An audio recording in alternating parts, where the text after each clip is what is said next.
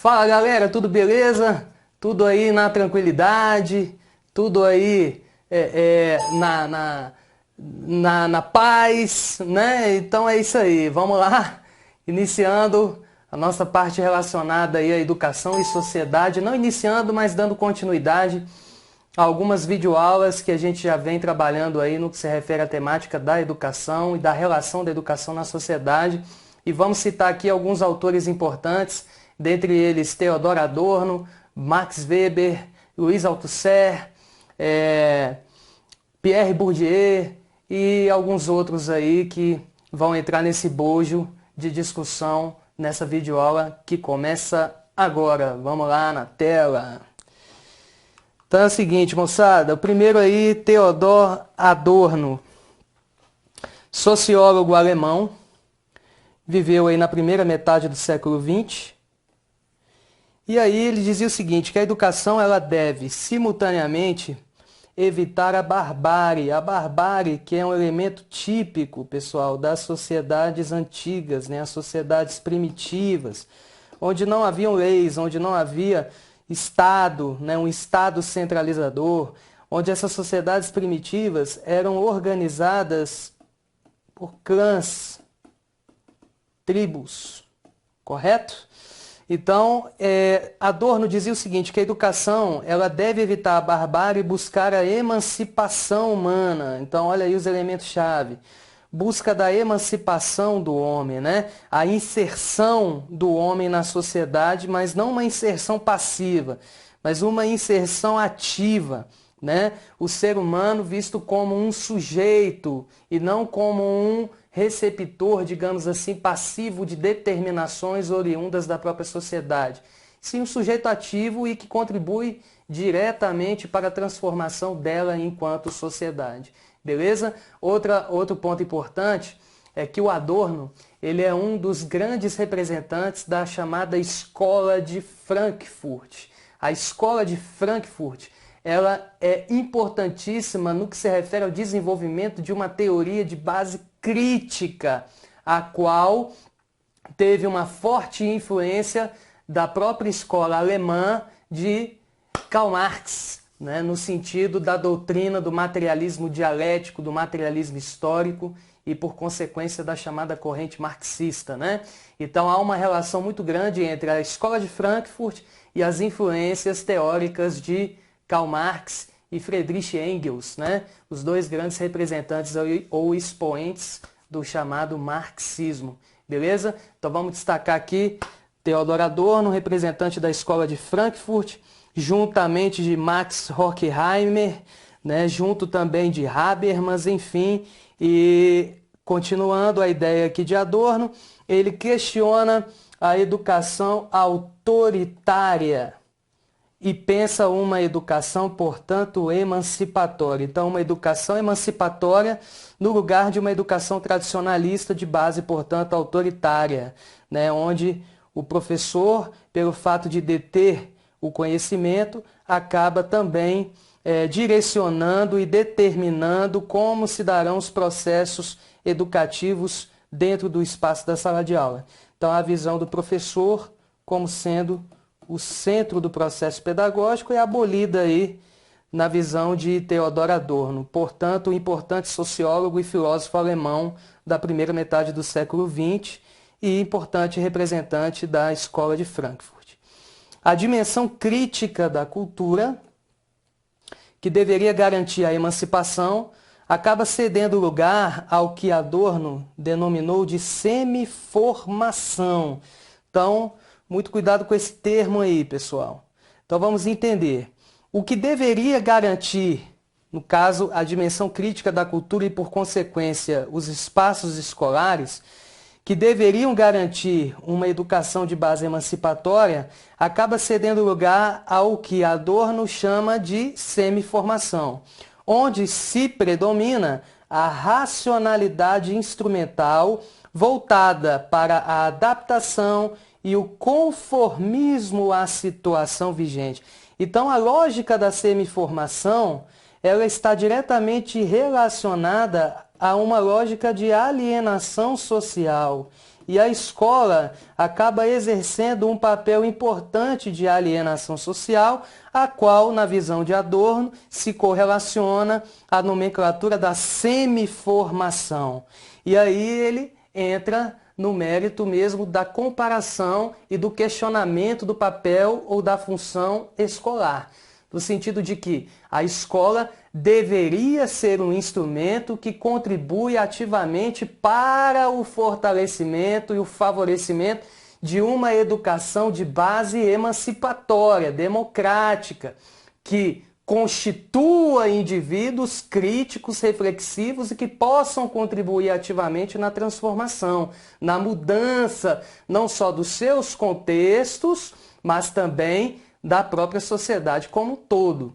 Então, ou seja, aí, em detrimento de uma educação de base emancipatória, as escolas, a grosso modo, acabam contribuindo para uma educação alienante, ou seja, termo este, o qual Adorno correlaciona com a ideia da semiformação. Beleza? Tela. Necessidade em termos políticos de uma educação que privilegie a autorreflexão crítica sobre o processo de semiformação da sociedade. Então, ou seja, em detrimento do processo de semiformação, Adorno defende uma educação que privilegia a autorreflexão crítica de cada ser humano, em que ela necessariamente se converteu, já que a determinação política da educação decorre exatamente da necessidade de quê? De formação de sujeitos emancipados e livres da condição de alienação social. Então, resumindo, de um lado eu tenho uma educação de base emancipatória, que contribui para a desalienação social, e do outro eu tenho a chamada semiformação, que está diretamente associada a uma lógica de alienação social, condenada, portanto, por Theodor Adorno. Bacana? Aí um item do CESP, de uma prova do CESP aí de 2013, que trata do seguinte: para Adorno, a extensão da escola básica às classes trabalhadoras não significou a concessão a elas do direito de integração plena na sociedade, mas apenas uma falsa conscientização. E essa falsa conscientização é apontada por Adorno como sendo base da ideia de semiformação. Então, ou seja, o item está certo ou está errado? O item está corretíssimo, né? Então, a extensão da escola básica às classes trabalhadoras não significou a concessão a elas de um direito real de integração plena na sociedade. E aí vem a ideia da semiformação. Beleza? E aí o nosso próximo teórico, Pierre Bourdieu. O Bourdieu, moçada, como nós já sabemos, inúmeras provas de diferentes bancas, né, das mais diferentes bancas, já citaram Pierre Bourdieu. Então nós sabemos que o Bourdieu, ele também tem uma visão crítica. E o Bourdieu, ele é um dos ícones ou expoentes das chamadas teorias crítico-reprodutivistas, que também na prova podem aparecer como teorias reprodutivistas. Então, Pierre Bourdieu, ele foi fortemente influenciado pelas ideias de base marxista, ou seja, críticas ao modelo de produção capitalista. Bacana? Tela, galera, vamos lá. Para Bourdieu, a situação educacional, o sistema educacional, perdão, é visto como uma instituição que preenche duas funções estratégicas para a sociedade capitalista. Quais são essas duas funções estratégicas frisadas aí por Bourdieu? A primeira delas, a reprodução da cultura, assim como a reprodução da estrutura de classes. E a ideia da reprodução da cultura, ela se relaciona ao conceito da violência simbólica. Então, ou seja, a escola é um sinônimo de violência simbólica, por quê? Porque ela perpetua uma cultura burguesa dominante em detrimento da cultura oriunda das classes menos o que, galera? Favorecidas socialmente. Bacana? Então é isso. Agora, voltando aqui na tela, quando se fala de reprodução da estrutura de classes, a ideia da reprodução da estrutura de classes, ela se relaciona justamente à divisão entre ricos e pobres. Tá certo? Então, ricos de um lado, pobres do outro. Quem são os ricos? Os detentores dos meios de produção.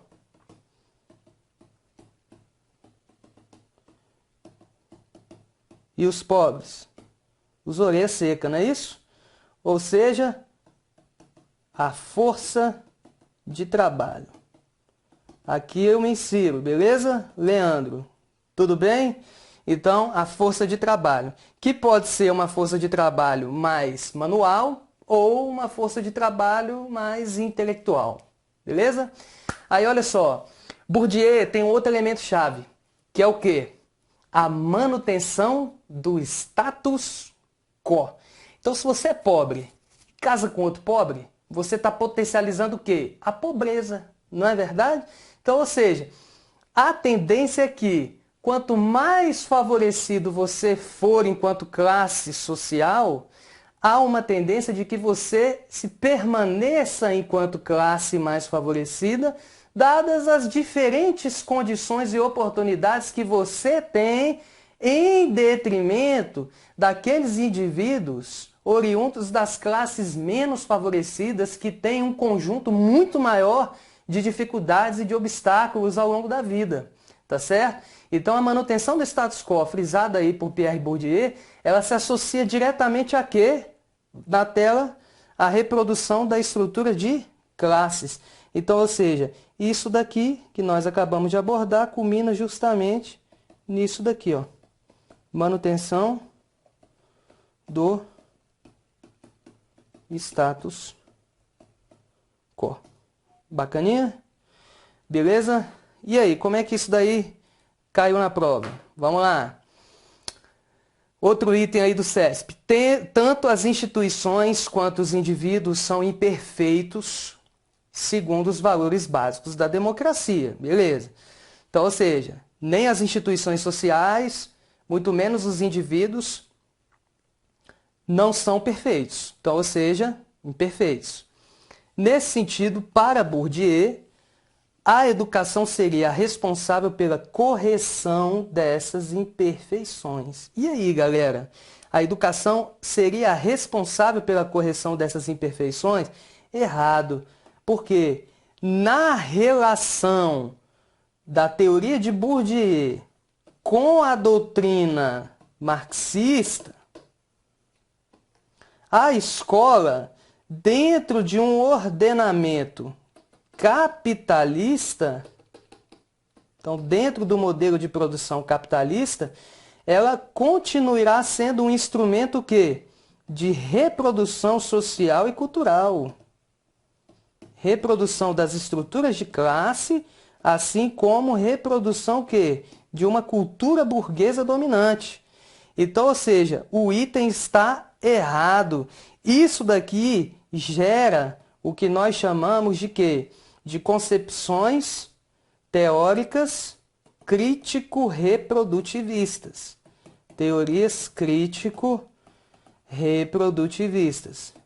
As quais têm uma visão otimista ou pessimista da educação? Visão pessimista. Visão pessimista da educação. Então, enquanto ela estiver dentro desse seio capitalista, ela vai continuar sendo um instrumento a serviço das classes dominantes. Beleza? Tranquilo, favorável? Tá tranquilo, tá favorável, bacana, beleza? Tela, vamos lá. Continuando. Talcott Parsons. Parsons, as ideias de Parsons, elas se associam diretamente a um outro teórico que nós já abordamos aqui em outros momentos, chamado Émile Durkheim. né? Uma figura já íntima nossa aqui no Grão Online, beleza? Então, o Parsons, ele comunga muitas ideias com o Durkheim. E ele, portanto, é um dos representantes do chamado funcionalismo, certo? Então, Parsons, sociólogo americano, viveu aí na primeira metade do século XX, ele dizia o seguinte, que os professores que compõem a instituição escolar são os transmissores dos valores universalistas e racionais que direcionam o mundo e que, consequentemente, pelo fato de serem transmissores de tais valores, nós, professores, passamos a ser os responsáveis pela integração do aluno à sociedade. Então, quando se fala do termo integração do indivíduo à sociedade, a integração social dos indivíduos, isso está diretamente associado a uma corrente de base o quê? Funcionalista. Especialmente a uma sociedade o quê? Hierarquizada, racional e ao mesmo tempo o quê? Competitiva. E isso, esses três elementos são característicos aí do modelo de produção capitalista, o capitalismo. Então a escola, ela tem um papel preponderante na formação e na integração do indivíduo a uma sociedade, portanto, dita aí o quê? Hierarquizada, competitiva e ao mesmo tempo uma sociedade racionalizada, que visa o desenvolvimento dos processos de produção, formação de mão de obra técnica para o mercado e o consequente atendimento às demandas de consumo e de mercado existentes aí no seio da sociedade capitalista. Beleza? Tela. Olha aí um exercício. Para Parsons, as personalidades individuais na sala de aula devem ser preparadas tecnicamente para o desempenho de papéis adultos. E aí, galera? Então, ó, Parsons, as personalidades de cada indivíduo na sala de aula devem ser preparadas tecnicamente para o desempenho de papéis adultos, ou seja, inclusive para a formação aí dos estudantes para atuarem futuramente no mercado de trabalho, desempenhando, portanto, um dos papéis adultos que são atribuídos por uma sociedade dita capitalista. Então, o item está o quê?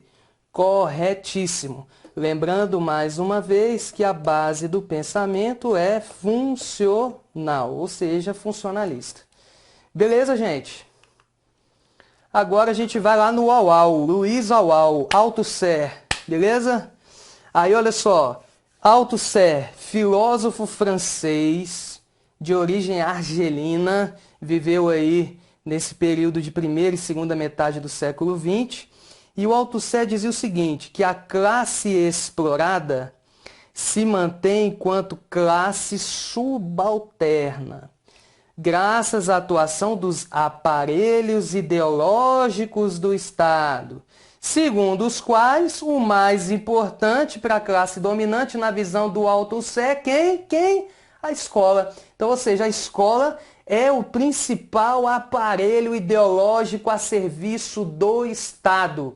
E com base no quê? Ou em qual elemento, principalmente, a escola serve ou funciona como um aparelho ideológico a serviço do Estado burguês dominante?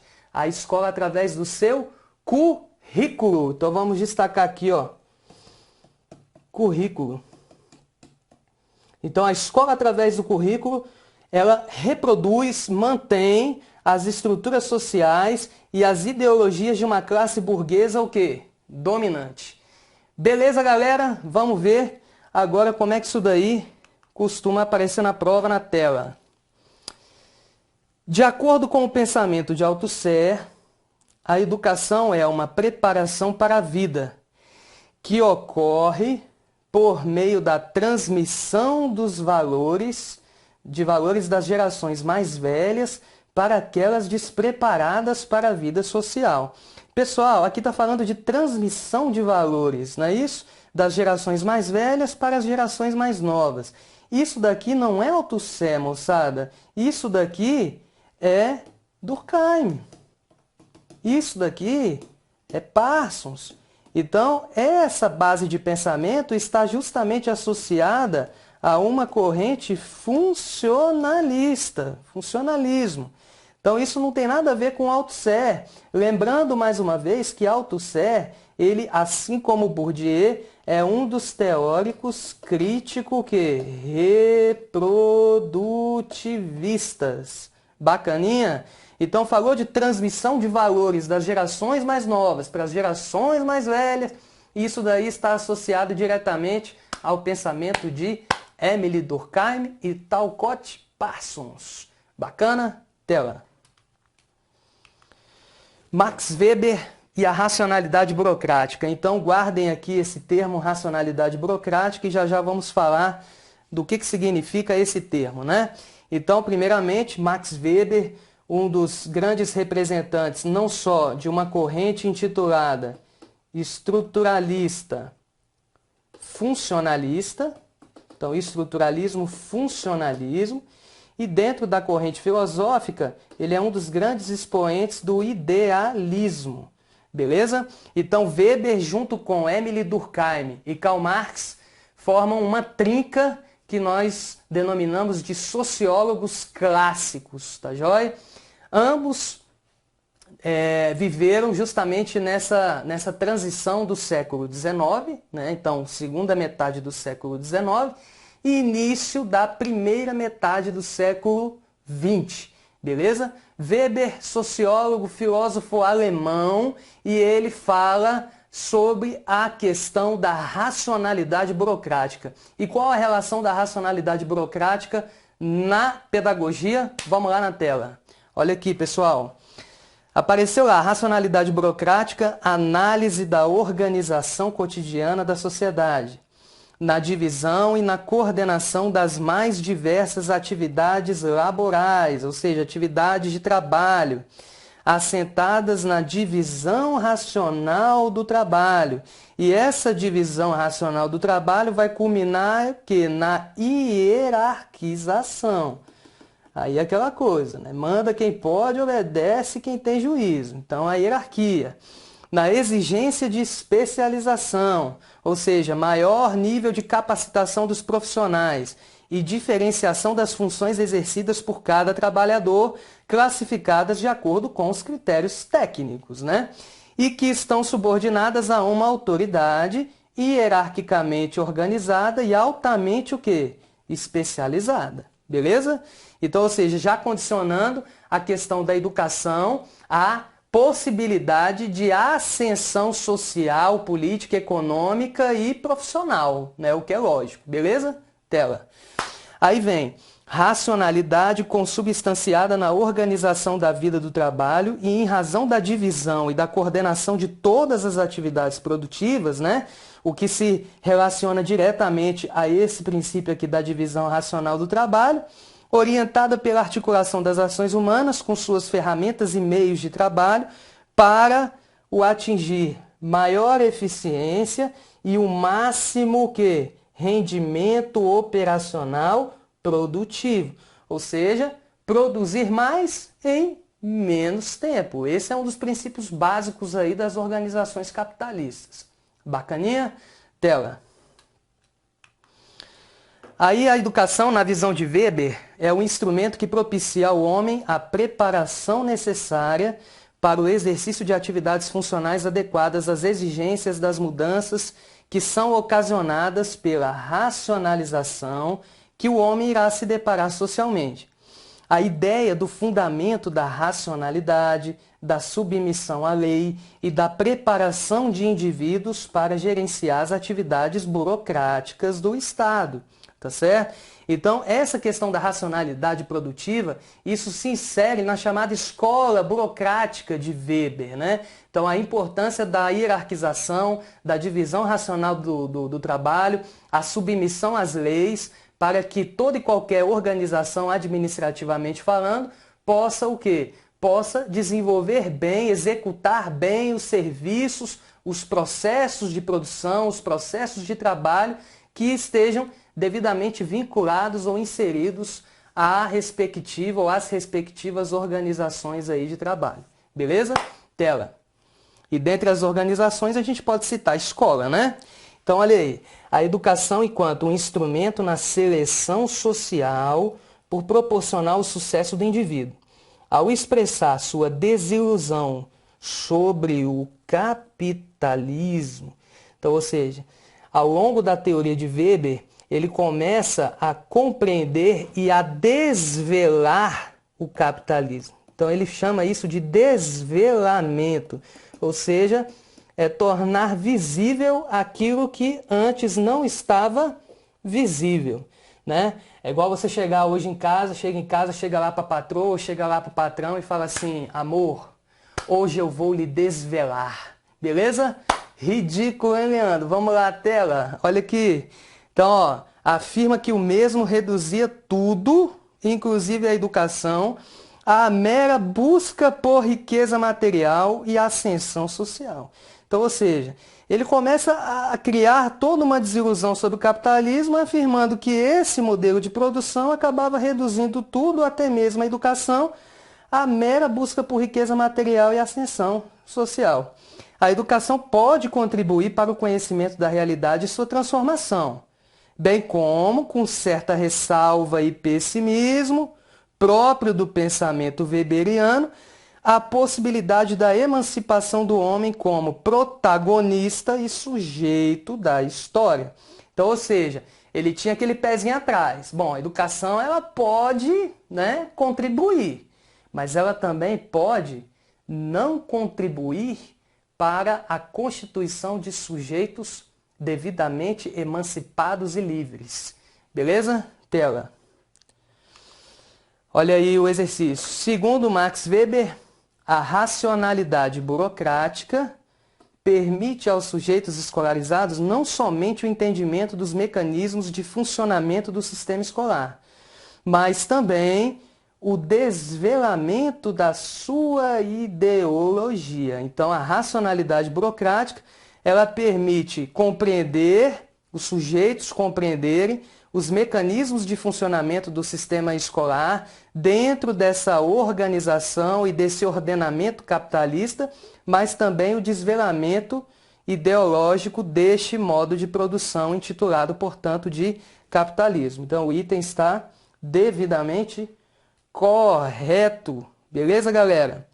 Próximo agora, outra figura já conhecida nossa aqui no Grão Online, o Didi, né? John Dewey, um dos grandes representantes da pedagogia nova, renovada, progressivista, né? A liberal, renovada, progressivista, beleza? Então, o Dewey dizia o seguinte, que tanto a ciência quanto a filosofia e a educação eram os três instrumentos necessários para a reconstrução da democracia. Inclusive, ele dizia o seguinte, que esses três elementos, eles funcionam como uma espécie de quê? De laboratórios de democracia. E aí, aquela ideia célebre de John Dewey, a educação não é a preparação para a vida, ela é a própria vida. Beleza? Então, tela. Para John Dewey, a escola, da perspectiva da escola nova, fazendo a correlação aqui com o Dewey, deve estar preparada e equipada para funcionar como um laboratório de democracia. Olha aí, ó, a resposta o Leandro já havia dado. Beleza, galera? Então o item está corretíssimo. Fechou? Então é o seguinte, moçada. Com isso a gente finaliza mais um blocão aí de relação educação e sociedade. Esses autores que nós acabamos de citar são teóricos que vêm sendo cobrados aí em últimas provas, principalmente pela banca CESP, tá joia? E se liguem nessas ideias, espero que tenham sido de grande relevância para o processo de formação de vocês. E a gente se vê numa próxima videoaula. Bacana? Fiquem com Deus. Deus abençoa. Abraço e até a próxima. Valeu!